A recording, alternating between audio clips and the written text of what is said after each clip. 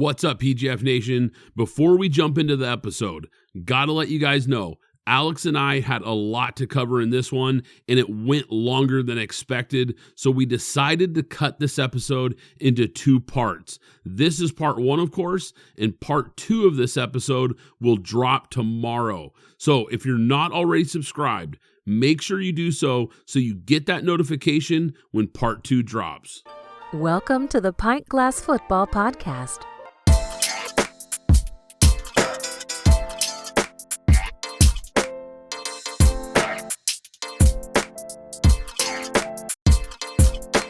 This is Pint Glass Football, drink beer, talk NFL and college football. I'm your host, Brad Fowler, and McKinsey Brewing is the official beer of Pint Glass Football. Follow them at McKinsey Brewing. Follow us at pintglassfootball.com. If you're new to the show, hit that subscribe button. What's up, PGF Nation? We've got another great show today. Some Pro Bowl players aren't going to minicamp. Deion Sanders is making headlines again. DeAndre Hopkins visits the Patriots and Titans.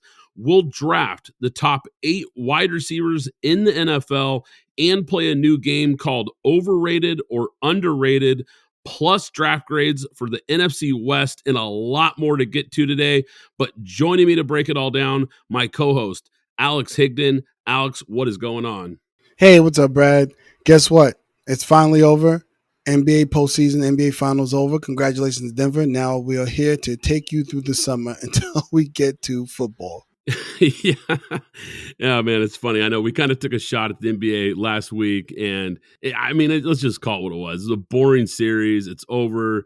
All the people that might have been paying attention to that, time to start talking football again. If you haven't been joining us, time to join us, time to start looking ahead to the season because we are getting closer. I know it's a long ways out, but there's still a lot of news and a lot going on and a lot to get to because we've got mini camps, Alex, and there's some big name players that aren't attending, some guys that we need to talk about here. Let's start with Stefon Diggs.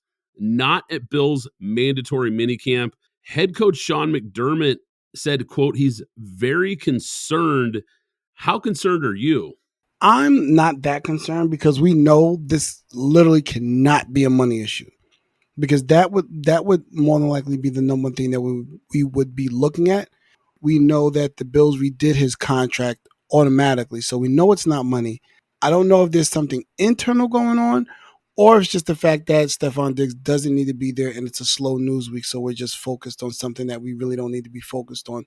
Yeah, and I agree with you completely. I think the one thing that's interesting about this particular story was just that quote that Coach Sean McDermott said he was very concerned. I think that's the main reason why this is getting traction right now. Normally when something like this happens, the coach, people in the organization, they're usually quick to try to kind of diffuse the talk about a player being absent. Usually they're quick to say, oh, everything's all right. They're trying to smooth it over. He's working out at home. Like, we'll see him soon. We're not really hearing that. And the fact that he literally made the statement very concerned, I think is a little bit of a red flag here. I doubt that this is going to be a situation going forward, but I think it's something to keep an eye on. Saquon Barkley is also a big name player that's not going to join the New York Giants this week for mandatory minicamp. And I think this, Alex, does have to do with money. That seems to be the story here because Barkley told ESPN that he hasn't signed the franchise tag offer that the Giants used on him earlier this year, which prohibits Barkley from attending camp this week. Now, the Giants used a non-exclusive franchise tag on Barkley in March, worth over $10 million. Also, according to ESPN, Barkley turned down a deal from the Giants that would have been worth close to $14 million per season earlier this year. To me, that's very noteworthy for him to turn down that number because Barkley said he would consider sitting out. What do you make of this story? What do you make of this situation with Saquon Barkley and the Giants? It's an odd situation. I mean, Saquon, technically, we need to really look at that the Giants bet on you. Not from the draft perspective, but from your injury perspective and from the position that you actually play. Most teams may not opt for that 5th year when things didn't look so bleak early on to say that we don't want to commit anything to this person. So I think there's a little bit of a cat and mouse game. We don't know what the real numbers are. I mean, Saquon is a professional, so he's saying what needs to be said. If I'm not mistaken, he's still represented by Rock Nation. So I'm sure everybody's on top of it. Everybody's within communication. I saw a link up, something popped up on my phone literally right before we started recording that said the Giants are getting tight-lipped. So we know this information may not be coming from anything that's out in the media, may not be coming from Saquon's side. So that tends to lead that maybe it's coming from the Giants side. And that's typically not how the Giants play. They're usually more of a buttoned-up franchise. I kind of understand both sides. Obviously, Saquon understanding his mortality rate as a running back, and the Giants also understanding that from a business perspective.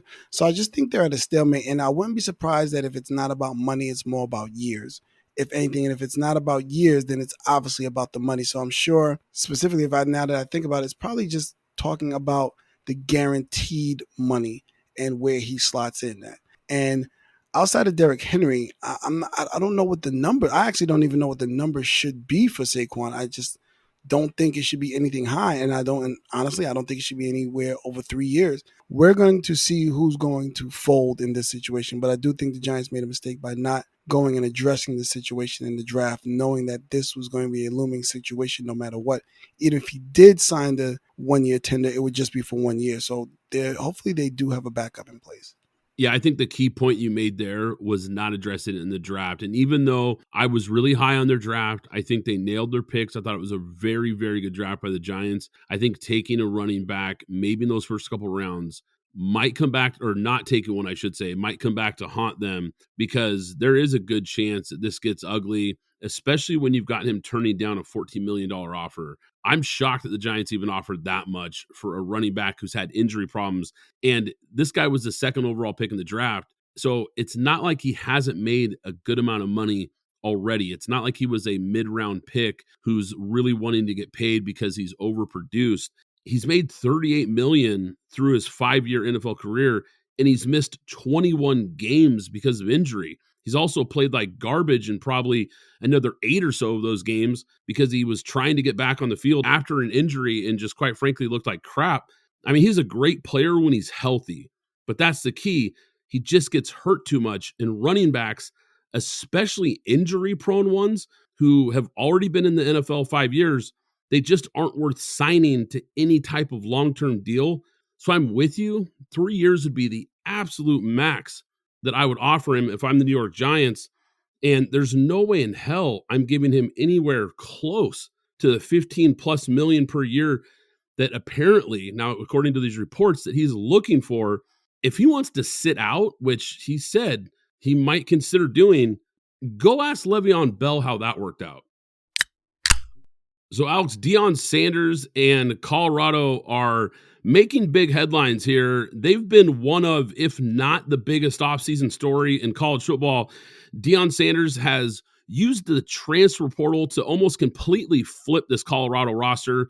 Boulder has seen an unmatched number of transfers this offseason. 43 scholarship players from Deion Sanders' Colorado team have entered the transfer portal since their spring game.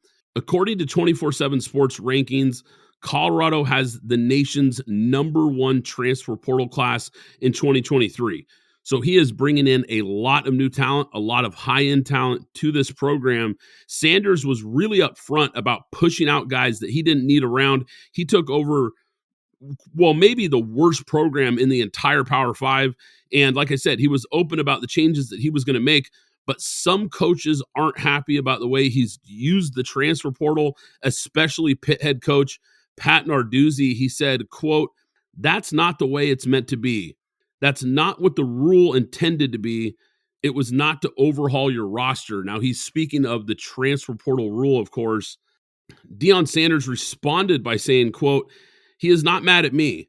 He's mad at the situation in football now that allowed his best player to leave a year ago. He's not mad at me. He's using me to shoot bullets at another coach who he has an issue with.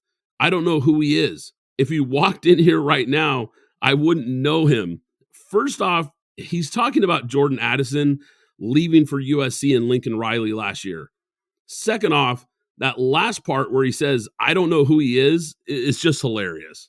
Yeah, I mean, I agree with Deion here. I wholeheartedly agree with Deion here.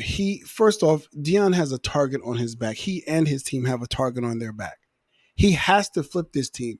One, because he needs to win, and he needs to win fast, and he's also trying to get his son into the league. So he wants to put the best team around his son. Now you're going to be moving into playing in areas where people are going to see you, and you are Deion Sanders, but can you now coach on this level? Jackson State, to a lot of people, was cute in what he did, even though what he did was incredible. However, to most of the masses, they're looking at that with one eye open, one eye closed. They're not sure how to really evaluate what they saw at Jackson State. Now on this level, when he's got to play Oregon, when he's got to play Washington State, USC, UCLA, how he does against those teams is going to matter when he walks into some five-star recruits' living room and talks to their parents and talks to their kid and say, hey, come to Colorado over Ohio State, over Michigan, over USC, over UCLA. He's now competing at a different level. So, of course, he should flip the team. And he's absolutely right the way he phrased it. I think if it's not him, whoever the PR person is that is assisting him and responding, that was the perfect response. He's not mad at me. He's mad at the system.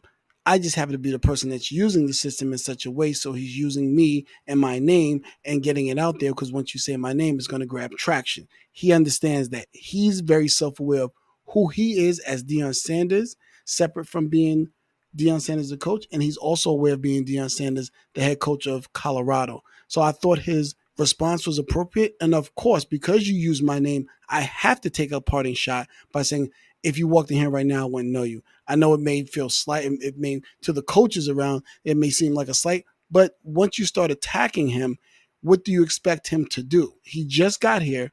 He's with a 1-10 team. I think they were 1-12 team they were last year. He's trying to fix it. Why are you taking shots at somebody that's at the bottom? Are you already nervous? Like, what is the problem exactly? So I thought the response was appropriate, and I have no problem with what Deion said. I don't either. I completely agree with you. And Deion's right. Pat Narduzzi was complaining about the transfer portal last year when Jordan Addison left for USC. He was making all kinds of headlines in the media complaining about it then because a guy like Lincoln Riley was using the transfer portal to flip USC's roster and mold it around the team that he wants to have there. We act like Deion Sanders is the only guy doing this. Look, these are the rules. This is the change that's happened in college football in recent years. The transfer portal has changed the game a lot like NIL has, and Deion is using it to shape his team how he wants it. Guys like Pat Narduzzi, who's an old school coach, really just has an issue with it because he's not able to attract the level of players that a guy like Lincoln Riley and a guy like Deion Sanders can, and it's affecting his program. And some of these coaches are going to have to adjust. That's just the way it is. It's the new landscape of college football, and I don't have a problem with it at all. I agree with everything you just said. Detroit Lions head coach Dan Campbell made some headlines when talking about Jared Goff recently in the media. He said his confidence has really grown. He's a better quarterback than he was in LA, in my opinion. We've come light years ahead of where he was 2 years ago when we started teaching him protections. Alex, is this just a coach talking up his guy, or do you think Goff really is better than he was in LA? I think this is twofold here, and we can talk about it, and this really goes for all sports. There's a reason we hold the Michael Jordans, the Kobe Bryants, the Tom Bradys in such high regard. It's because when the lights shine the brightest, they perform. Sometimes it's different for those who can't stand up when the light is shining bright on them. And what I mean by that is playing in LA, we just use Kobe Bryant. There's a difference when some people leave this town and go other places where it becomes obscure and there's not a lot expected. You're a little bit more comfortable. The media is not on you every single day. A question is not being, your play is not in question every single day. Things are a little bit more relaxed because the expectation is so low. You can now hone in and focus on. That's why it takes a special type of player to play in New York, to play in Chicago, to play in Philly, to play in LA, because those media markets are hyenas and they will jump on you. And if you're not prepared, you can't handle it. And they will chew you up and spit you out with no problem. And I think what we've seen with Jared Goff is he's been able to take a moment, take a step back, breathe, and then move forward. And when you're in those towns, there is no time to do any of that. And I think that's what happened here.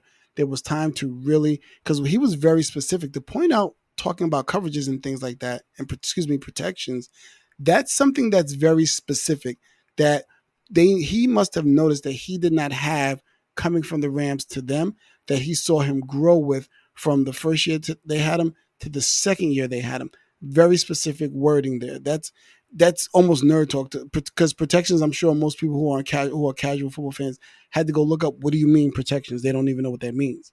So he's being very specific, which could possibly be true. So I think it's just the fact that it's Detroit. Sorry, all Detroit Lions fans, but that is a city that has been underachieving for years. They've been an underachieving team my entire life. I think they've only made the playoffs twice, if I'm not mistaken. Probably made about 5 times in the 47 years that I've been alive.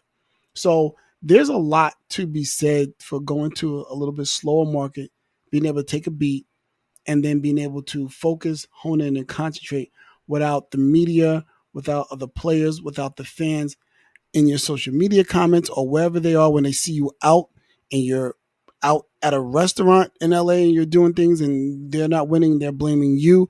Now he gets to take a beat and really just hone in, focus, and do his job. And I think that's what we're seeing now from, I don't want to say he's necessarily a better quarterback. I think he was fine in LA. And I'll close with this. If we remember that Patriots Super Bowl, he threw a strike to some guy named Brandon Cooks and hit him right in the breadbasket. Whether you want to call it a great play by the defender or you want to call it Brandon Cooks dropping it, that was the difference in the game. So it's not like he underperformed.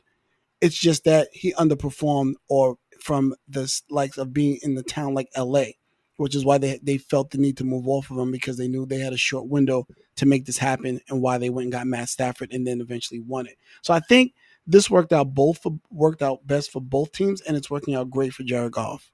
I think Jared Goff lost some confidence in LA. A former number 1 pick. We saw how talented he was coming out of college, but he's a limited player. He doesn't have the ceiling of a guy like Stafford or some of these other elite quarterbacks. I think the Lions, though, have done a great job building him up and building a solid offense around him and a system that utilizes his strengths. I think as great as Sean McVay is, I think he saw those limitations in his game and finally just had enough and said, you know what, I need somebody better. I think the Lions saw it as an opportunity to take a guy and shape their system around him. I think sometimes we have to remember that not everyone is Justin Herbert or Joe Burrow, and they just start tearing it up the minute they enter the NFL. A lot of guys need time to develop, and most quarterbacks need the right pieces around them to succeed. Hey, PGF Nation, are you tired of the same old bland food at your tailgate parties? Well, let me tell you about my friends at the Tailgate Foodie, the seasoning and barbecue sauce company that specializes in elevating your tailgate and backyard cooking game. With their unique blend of spices and sauces, the Tailgate Foodie will take your taste buds on a flavor journey that you won't forget. Use code PintGlassFoodie for 15% off your first order at thetailgatefoodie.com. So reports state that Vikings pass rusher Danielle Hunter is planning to skip mandatory minicamp. He's entering the final year of a contract and wants a new deal. Now, he's coming off a big year. He had 10.5 sacks. And what's really impressive about the 10.5 sacks, Alex, is he went from going from a 4-3 defensive end to a 3-4 outside linebacker. I don't know if enough people have talked about just how tough of a transition that can be. And for him to have that kind of an instant impact really just tells you how special a player this guy is. Now, according to Jeremy Fowler of ESPN, the Vikings would want at least a second-round pick, potentially be looking for a first-rounder or multiple picks. I think the Vikings, it sounds like they'd like to keep him, but not at that price tag. They're going to be looking to move this guy. This is a story, and this team, I think we were ahead of the curve here, Alex. Several weeks ago, we started talking about the Vikings and how this team might just be quietly rebuilding. I think we predicted this. We saw this coming. I think it continues in Minnesota with this story. Yeah, absolutely. Again, I just want to reiterate, we did talk about this first. I'm sure maybe there were some other outlets, but we were very early on this. It's specifically all 3 players, Zadarius, Dalvin Cook, and Danielle Hunter. So I will say this, you're absolutely right. moving from defensive and outside linebacker and still producing 10 and a half sacks and 12 tackles for losses. I mean, that means this guy is a player and you can use him all over the field.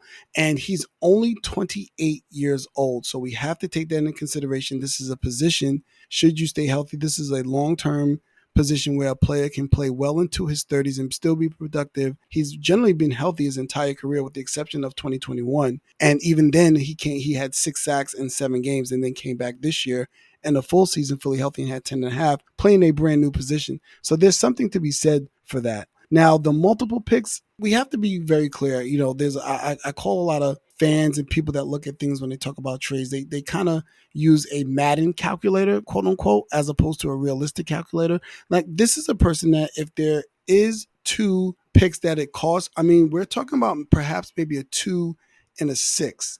Now, if you're a Super Bowl bubble team, then I wouldn't mind giving up perhaps maybe a 3 and a 5, a 2 and a 4, or something like that, because this guy could be the difference in those picks for a play of this magnitude. To the point that you made earlier and that you've been making when we first started talking about this, yes, the Vikings are quietly rebuilding, at least defensively. Offensively, they seem to be on track, but defensively, they are definitely 100% rebuilding.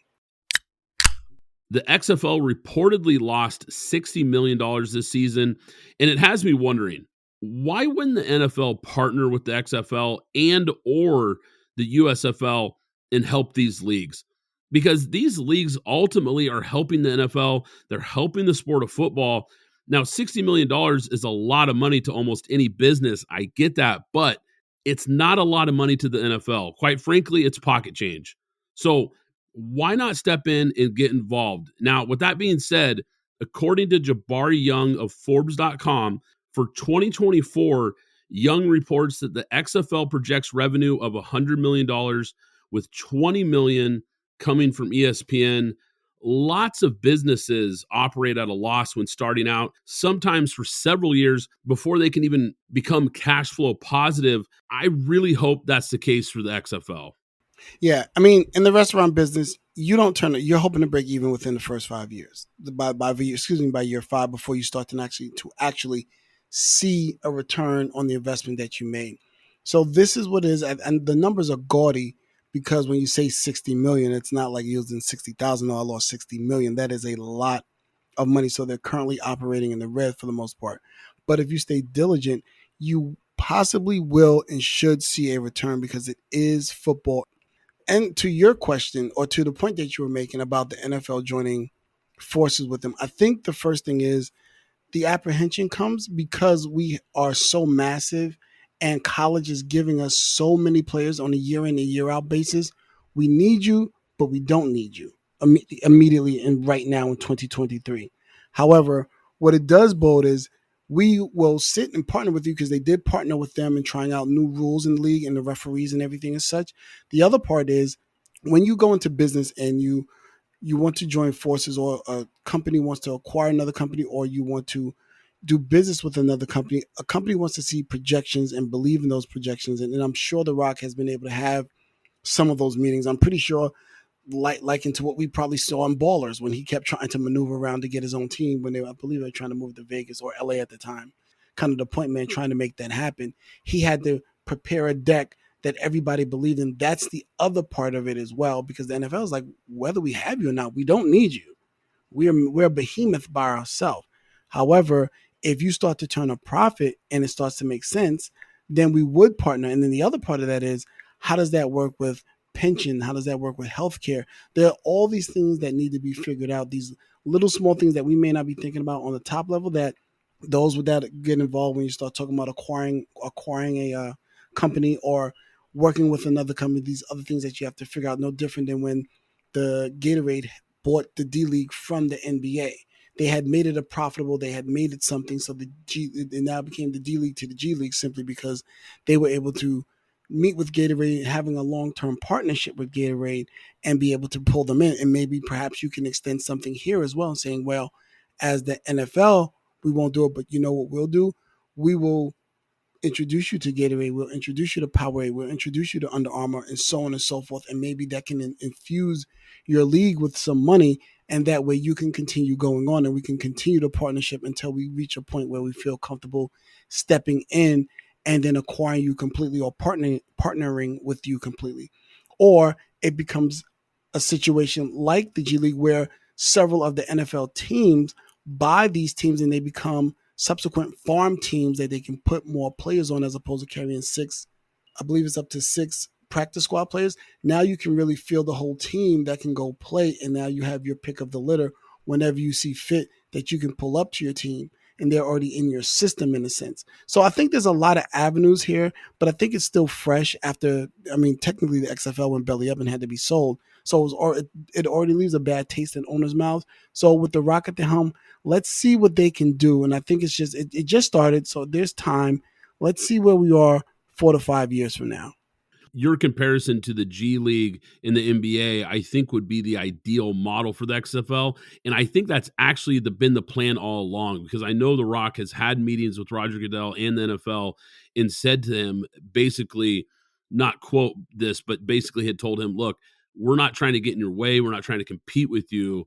I think, like you mentioned, a farm type system where you can have these guys that are available to these other NFL teams. A lot of interesting points there. I think the one other point that I'll make is the one thing I could see maybe happening before any of those other things that we talked about as far as acquiring or partnering.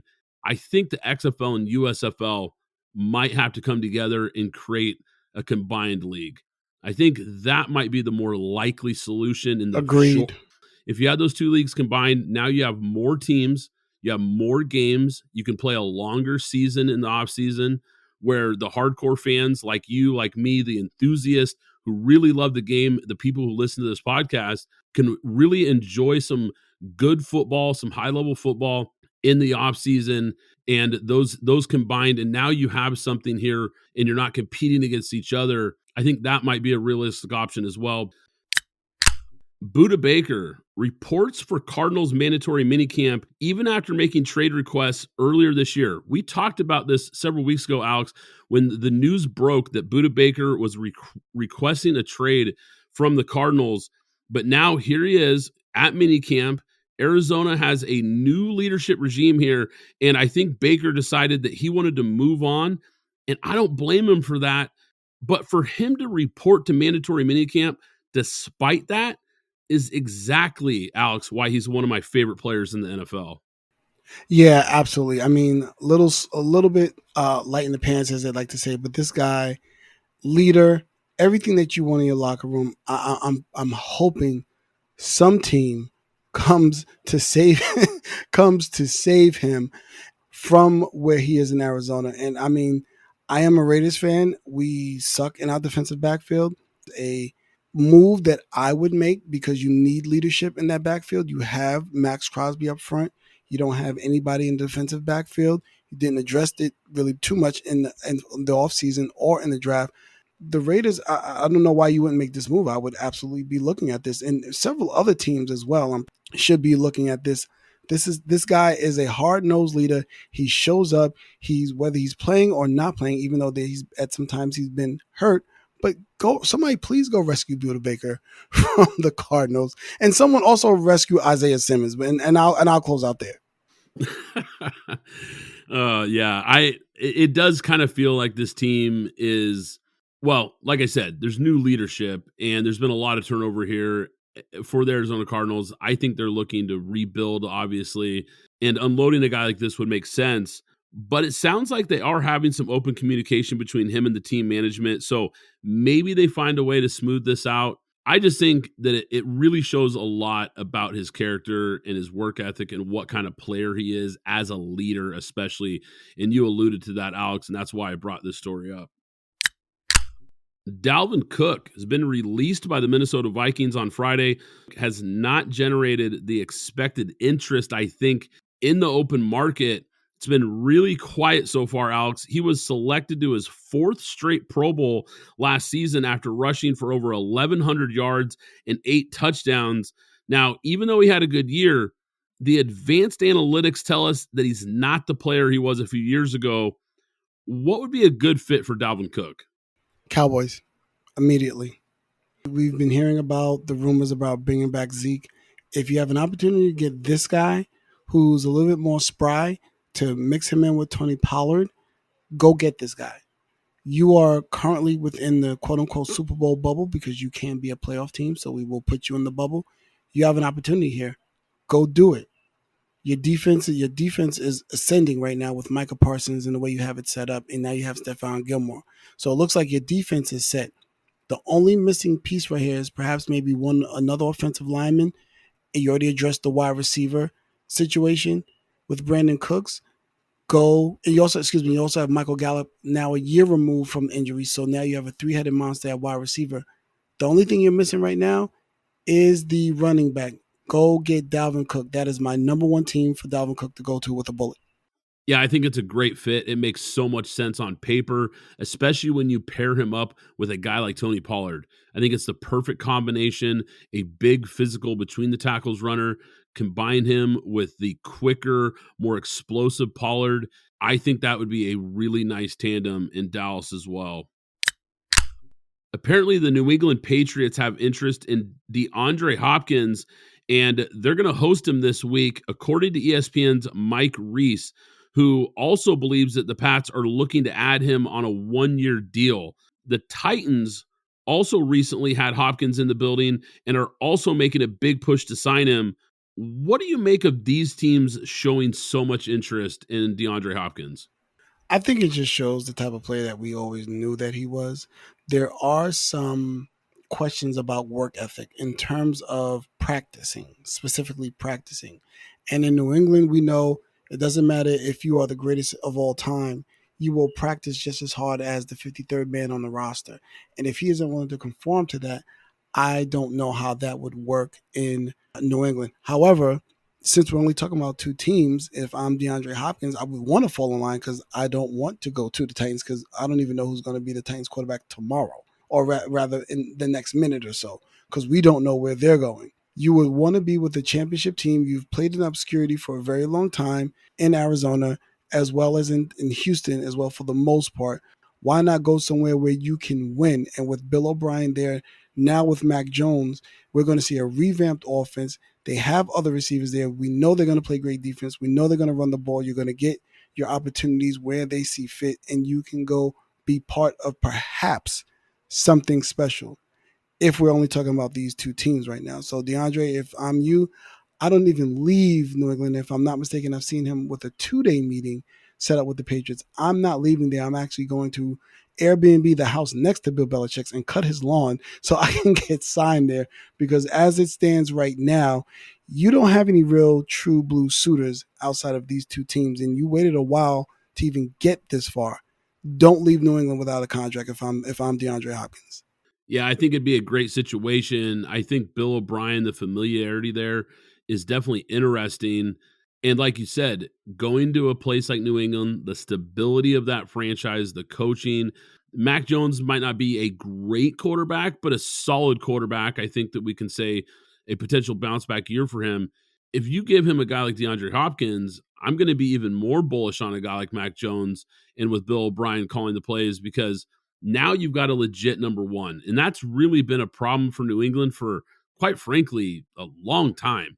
Solidifying that wide receiver room and having a big time player like him, I think would be huge for the Patriots in this offense. And I'm with you. If I'm him, I get a deal done. All right, we did it last week. We're going to keep it going this week because it was a lot of fun. We're going to do another draft. We're going to draft the top 8 wide receivers for 2023. Alex, once again, I'm going to let you kick this off.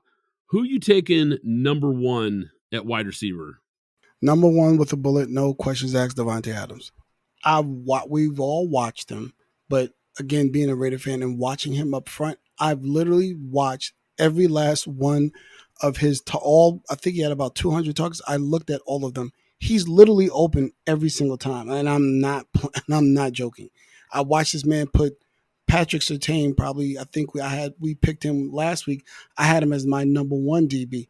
I watched him put this man in the spin cycle. He went left and Patrick Surtain went right with the precise foot movement, the precise in and out of the cuts, the smooth movement. You can't watch his hips as a lot of DBs are taught to watch the hips to kind of tell with. It does not matter what you're doing. This man is literally 7-Eleven. He is open 24/7. That is my number one pick. I was curious which route you were going to go there. I love the pick. Devontae Adams. I mean, this guy's just been such a consistent player in this league now for several years.